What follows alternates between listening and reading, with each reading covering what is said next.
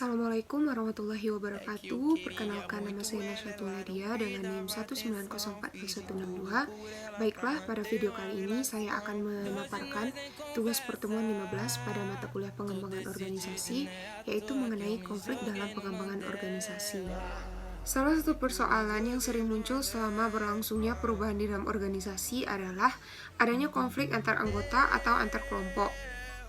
Konflik didefinisikan sebagai suatu proses interaksi sosial di mana dua orang atau lebih, atau dua kelompok atau lebih, berbeda atau bertentangan dalam pendapat atau tujuan mereka.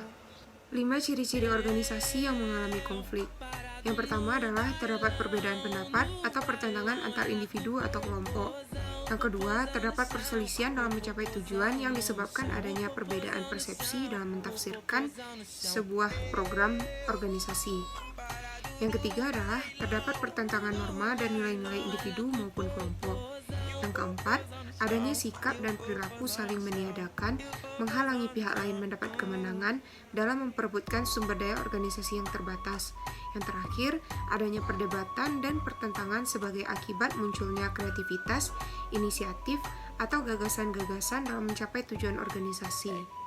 Jenis konflik. Yang pertama adalah konflik dalam diri seseorang. Seseorang dapat mengalami konflik internal dalam dirinya karena ia harus memilih tujuan yang saling bertentangan.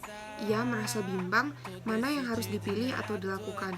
Konflik dalam diri seseorang juga dapat terjadi karena tuntutan tugas yang melebihi kemampuannya. Selanjutnya, konflik antar individu. Konflik yang terjadi antara dua individu atau lebih karena perbedaan pandangan dan sebagainya. Yang ketiga adalah konflik antar anggota kelompok. Konflik dalam kelompok dapat terjadi akibat ketentuan norma yang berlaku tidak sesuai dengan norma pribadi individu selaku anggota kelompok. Bisa pula terjadi penempatan posisi yang tidak diinginkan dalam suatu kelompok. Yang keempat, konflik antar kelompok. Konflik antar kelompok adalah pertentangan yang terjadi antara dua kelompok atau lebih yang disebabkan oleh kepentingan yang sama. Kemudian, konflik yang kelima adalah konflik intra-perusahaan, merupakan konflik yang terjadi di dalam sebuah perusahaan yang berlangsung antar divisi ataupun perorangan dalam satu divisi maupun antara atasan dan bawahan. Kemudian konflik yang terakhir adalah konflik antar perusahaan. Konflik bisa terjadi antar organisasi karena mereka memiliki saling ketergantungan antara satu sama lain terhadap pemasok, pelanggan, maupun distributor. Seberapa jauh konflik terjadi tergantung kepada seberapa besar tindakan suatu organisasi yang menyebabkan adanya dampak negatif terhadap perusahaan yang lainnya, atau mencoba mengendalikan sumber-sumber vital perusahaan. Kemudian, upaya menanggulangi konflik. Konflik antar orang dalam organisasi tidak dapat dielakkan, tetapi dapat dimanfaatkan ke arah produktif bila dikelola secara baik. Jika konflik dikelola secara sistematis, akan dapat berdampak positif, yaitu mampu memperkuat hubungan kerjasama, meningkatkan kepercayaan dan harga diri, mempertinggi kreativitas dan produktivitas, serta meningkatkan kepuasan kerja. Akan tetapi sebaliknya, manajemen konflik yang tidak efektif dengan cara menerapkan sanksi yang berat bagi penentang dan berusaha menekankan bawahan yang menentang kebijakan sehingga iklim organisasi semakin buruk dan meningkatkan sifat ingin merusak.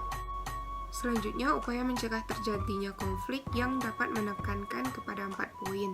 Yang pertama, menekankan pada tujuan organisasi lebih penting daripada tujuan kelompok atau unit. Yang kedua, struktur tugas yang stabil dan dapat diramalkan.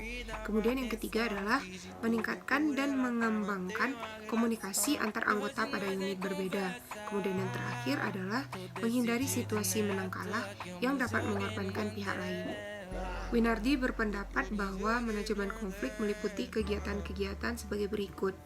Yang pertama adalah kegiatan menstimulasi konflik. Menstimulasi konflik diperlukan apabila satuan-satuan kerja di dalam organisasi terlalu lambat dalam melaksanakan pekerjaan karena tingkat konflik yang rendah. Kemudian yang kedua adalah mengurangi atau menekan konflik. Tindakan mengurangi konflik dilakukan apabila tingkat konflik tinggi dan menjurus pada tindakan destruktif disertai penurunan produktivitas kerja di setiap unit atau bagian serta merintangi pencapaian tujuan. Kemudian yang ketiga adalah menyelesaikan konflik. Penyelesaian konflik berkenaan dengan kegiatan-kegiatan pimpinan organisasi yang dapat mempengaruhi secara langsung pihak-pihak yang bertentangan. Metode penyelesaian konflik yang paling banyak digunakan menurut Winardi adalah dominasi, kompromis, dan pemecahan problem secara integratif. Konflik antar individu atau antar kelompok dapat menguntungkan atau merugikan bagi kelangsungan organisasi. Maka dari itu, pimpinan organisasi dituntut memiliki kemampuan tentang manajemen konflik dan memanfaatkan konflik untuk meningkatkan kinerja dan produktivitas organisasi. Manajemen konflik adalah cara yang dilakukan oleh pimpinan pada saat menanggapi sebuah konflik. Tujuan manajemen konflik ini untuk mencapai kinerja yang optimal dengan cara memelihara konflik tetap fungsional dan meminimalkan akibat konflik yang merugikan. Manajemen konflik berguna dalam mencapai tujuan yang diperjuangkan dan menjaga hubungan-hubungan pihak-pihak yang terlibat konflik dengan baik. Baiklah, sekian pemaparan tugas pertemuan 15 untuk mata kuliah pengembangan organisasi. Jika ada yang salah, saya mohon maaf. Terima kasih. Assalamualaikum warahmatullahi wabarakatuh.